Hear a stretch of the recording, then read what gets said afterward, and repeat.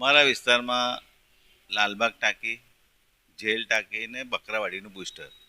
લાલબાગ ટાંકીથી નવાપુરા વિસ્તાર, ખારવાવાડ હોય, કહાર મોલ્લો હોય, મહેબૂબપુરા હોય, અંસારી મોલ્લો હોય, તમામ વિસ્તારમાં પાણીનું વિતરણ થાય. જે પ્રમાણે જેલ ટાંકી દાંડિયા બજાર, શંકર ટેકરી હોય, હાથીપોળ હોય, ડેરાપોળ હોય, મરીમાતા હોય, આજુબાજુના વિસ્તારમાં. બકરાવાડી બુસ્ટર એટલે તંબોલીવાડ, ખારવાવાડ, કાછિયાપોળ, એ તમામ વિસ્તારમાં આ 3 ટાંકીઓથી બુસ્ટરથી વિતરણ થતું હોય છે. છેલ્લા 7 દિવસથી લાલબાગ ટાંકીમાં જ્યારે પાણીનું વિતરણ થાય, સમય હોય સવારનો 7 વાગ્યાનો, ત્યારે એનું 13 ફૂટ 14 ફૂટ એ લેવલ કરવાનું હોય. પણ તમે જોઈ શકો છેલ્લા 7 દિવસથી એનું લેવલ થતું નથી. 3-4 ફૂટની ઘટ પડે છે. માંડ 10 ફૂટ 9.5 ફૂટ એવું લેવલ થાય છે. અને આટલા ઓછામાં 3-4 ફૂટની ઘટ હોય ને પાણી છોડી દેવામાં આવે તો વિસ્તારના લોકોને પૂરતા પ્રેશરથી પાણી ના મળે. કોના ઘરે 25 મિનિટ પાણી જાય, કોના ઘરે 20 મિનિટ જાય, કોના તે અડધો કલાક જાય.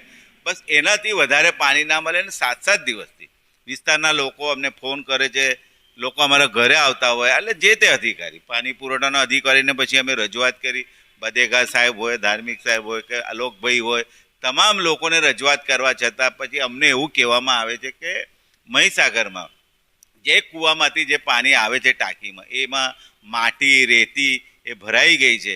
એના લીધે આવી પરિસ્થિતિ છે. પણ આપણી પાસે એટલી બધી એજન્સીઓ છે, કરોડો રૂપિયા આપણે ખર્ચો કરતા હોય. આપણા તે સ્કાડા સિસ્ટમ લઈ આવ્યા હતા, એના માટે 150-200 કરોડ રૂપિયા આપણે ખર્ચો કર્યો હતો. ને સ્કાડા સિસ્ટમ એટલે એવું કે કોઈ બી વડોદરા શહેરમાં કોઈ બી લાઇનમાં ભંગાણ થાય તો 10 જ મિનિટમાં આપણને ખબર પડી જશે.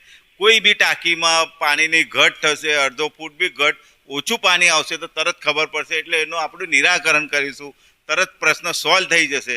પણ એ સ્કાડા સિસ્ટમ છે કઈ? આ 7 દિવસ થઈ ગયા, એ માટીને એ રેતી હજુ કૂવામાંથી કાઢવામાં નથી આવતા. તો આપણી પાસે એજન્સી છે, આપણી પાસે ઇજારદારો છે, તો કામગીરી કેમ આવી ધીમી ગતિએ થાય છે? સૌથી ગંભીર પ્રશ્ન કહેવાય. કેમ કે લાખો લોકોને 8-9 ઝોનમાં 3 ટાંકીમાંથી પાણીનું વિતરણ થાય, લાખો લોકોને પાણીથી વંચિત રહે, તો પણ અધિકારી કોઈક દિવસ એકદમ કામગીરી નથી કરતા. એટલે કેટલા લોકો હેરાન થઈ રહ્યા છે.